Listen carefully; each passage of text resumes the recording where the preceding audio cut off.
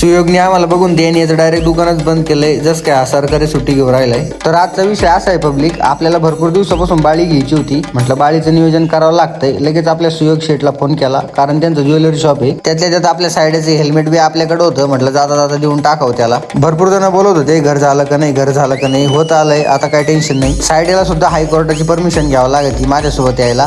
त्याने 4दा फोन केले, तेव्हा 5व्यांदा त्याला कुठेतरी जाऊन दिले माझ्यासोबत. हेल्मेट जरा लहानच झालंय. आमचा साईड एवढा येडा आहे, खड्ड्याच्या रस्त्याला सुद्धा 80च्या स्पीडनं गाडी चालवत होता. जस काय BMW चालत होता, मागच्या मागं पळून जाईन म्हटलं. जस काय साईडला पोरगी पाहायला जायचंय, 2 तास आरशाचाच मेकअप करीत होता. फायनली सुयोगच्या शॉपवर पोहोचलो. तिथं पोहोचल्यावर सुयोगचे बाप्पा नाही का मला बाळी दाखवत होते, पण आम्ही आधीच बाळी सिलेक्ट करून ठेवलेली होती. तिकडे बाळी बिळी घालून झाल्यानंतर आपले सुयोग शेट आले. ते म्हणे मला कशाला घेताय ब्लॉग मध्ये. 11 वाजले तरी सुयोग शेट बिन आंघोळीचेच होते. मित्र असल्यास एवढा फायदा होतो ना, जेव्हा लागन तेव्हा आपलं काम होतं. तुम्ही विचार करा ना, एवढं मोठं शॉप आहे. आज शॉपला सुट्टी होती, त्यांनी आपल्यासाठी एवढं मोठं शॉप खोललंय. एकतर ते ज्वेलरी शॉप आहे, त्याला एक कुलूप लावून चालत नाही. भले 100 कुलप लावा लागतात, 15-20 मिनिटं त्याच्यातच जाते.